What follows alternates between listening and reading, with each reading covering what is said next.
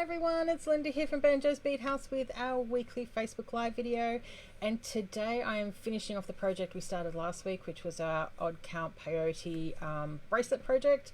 I will be releasing this, it'll probably go up over the weekend as a little free download for you guys to have some fun creating your own version. The reason for the delay is I need to get this finished and then 2 photographed and finish off the pattern, so just give me a little bit of time to do that, and you guys can then go have some fun making your own. A few little things that are going on at the moment. I had a couple of requests for the Miyuki cooperative colors. So if you're not sure what that is, a Miyuki cooperative color is a Miyuki seed bead with a check coating on it. So I'm in the process of getting those up onto the website. The size 11s are already up. I've got 8s and 15s in the process, so they will be coming to you guys, and I will shoot a little note up on Facebook as soon as all of that is done, so you guys can go have some fun with those beads. And we've also had a delivery, which I'll try and get a photo of tomorrow, of some Preciosa matte bicones in the 4mm size. So we've think there's 7 or 8 colors, I cannot remember, that are bagged and are now up on the wall. So if you've been taking classes with Miss Paula of late, you'll know that she's in love with these little bicones. So we've added some more of those into the actual shop range in case you need some extras. But now we will tip down and have some fun with our odd count peyote project. So when you last saw it, it was probably about, trying to find my camera, about yay big. Since then, I've actually finished off the entire bracelet. The end here is actually the part I'm going to demonstrate to you guys today, because we're going to use the Miyuki Slide tubes to actually finish these guys off. And then I'm going to put a clasp and things on that afterwards. So by the time you actually finish off your work, you've just got a straight little normal end. Unfortunately, your Miyuki Slide tube will not go on there because it needs a channel of beads to actually sit in. So we're going to use a ladder stitch to create an extra channel of beads. So it is a fairly simple process, I should say. We've just got to get back working through that last bead, and it's literally like ladder stitch, really. We're going to pick up a bead and we want it to sit next to it, or in this case on top of it. It'd be next to it if you're looking at this as from a brick stitch perspective. So we're going to be sitting on top,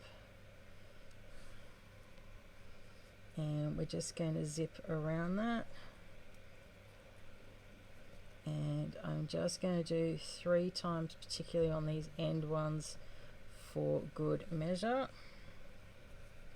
I have also dropped to a size 12 needle just because we are also working our way through the delicas we have used in this piece. So if you are going to make one of these at home, you will want to leave a nice tail thread when you are starting this project so that you can come back and do this on both ends. The alternative is, because this is odd count, you could have picked up an Axos or a Kissamos magnet clasp out of the symbol range, in gold, silver, bronze, and rose gold, and worked with that as well. You just need to stitch that in your first and last row, so that's something you need to think about if that's what you want to do. But for this I thought I'd do the Miyuki Slide tube. So I've worked my way across, so I am back at this little guy. Okay, and I'm sending beads flying all over my desk because I forgot to put a bead mat on.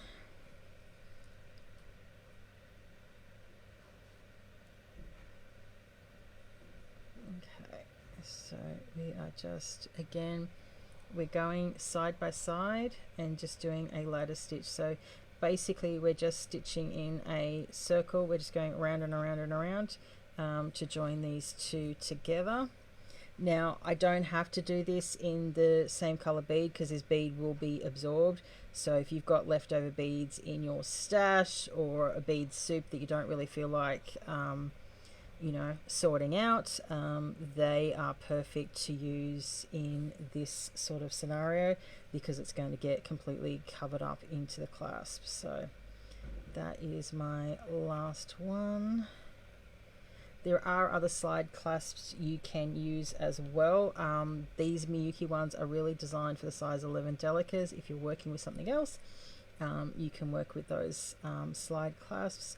You just need to make sure your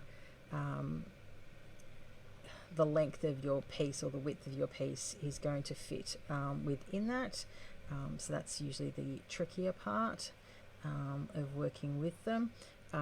But again, with those, you've got more flexibility because you can put larger size, working with larger size beads as well. So something to think about, and they're great with loom work because you can bury all of your tail threads in them as well. So I'm just going to demonstrate one more, and then we'll flick over to the other side, which I have finished. And I'll show you how we actually slide on our Miyuki Slide tube so that this piece then is, you know, half done, and you guys are then able to go and make a version of your own. I have one more to do.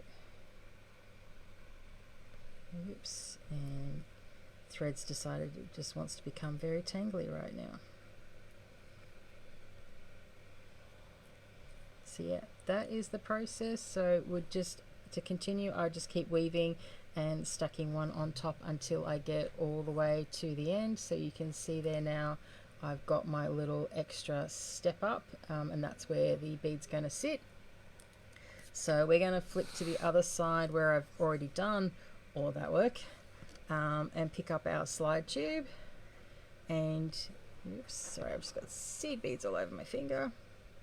With this, you're just going to slide it on, and as I said, it's going to absorb those delicas you've just stitched in.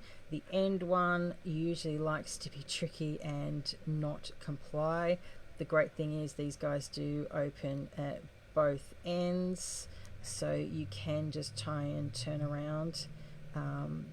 But yeah, you're always going to find it's the end ones that just like being a little bit difficult, but you can see there we've got it on. So you do have the little gap where technically that bead is missing in the, you know, your step up peyote, but those beads we've just stitched on are completely hidden. So that's why I'm saying you can use whatever beads you've got left lying around. So if you were working with a kit and you came up short, it really wouldn't matter if you're using the slide tube ends. So yeah, now all the process we need to do is close these two little tabs on each side. That will lock the whole piece in. There is no need to glue because once they're locked, it's not going anywhere. I'll just grab a jump ring, put a closure on this, and we will be done. Don't have those with me because it's been a little crazy in here today and I'm not that organized. But I think you guys have seen me put on enough things with jump rings that I don't need to demonstrate all of that process. With these guys, I'm just doing a partial close. I would recommend doing this with a plier because it is a lot tougher than you think. I'm then just grabbing the top of my plier and I'm just going to push that alongside it. You could also push down on your mat and you just want to get that side nice and flat. But it is easier if you do have a partial bend in it already. And flat nose pliers for this are really handy because they've got a nice big flat, so whether you need to do it that way or side by side, you can go that way, and I can then just come along and just grab and give them a nice squeeze and get that nice and tight. There is a little bit of movement because that is just the nature of these, but again, whilst there is that little bit of movement, it is not coming out. So yeah, that is how we finish it off for our odd count peyote bracelet this time. So I have a little bit more stitching to do here and put on the other one and finish it off. But yeah, I will have this ready for you guys to download and make your own version over the weekend, and I hope that has helped you guys to think about playing around with odd count peyote and different, at least one way that you can end it off. You can also end these guys off with even count peyote, but you're not going to have one bead on the end. You'll be one short, so this will slide more. So that's where you may want to consider, in the case of even count, of stitching a bead off on the side here, just to have that to butt up against here, just to stop that movement just a little bit. But that's things to think about.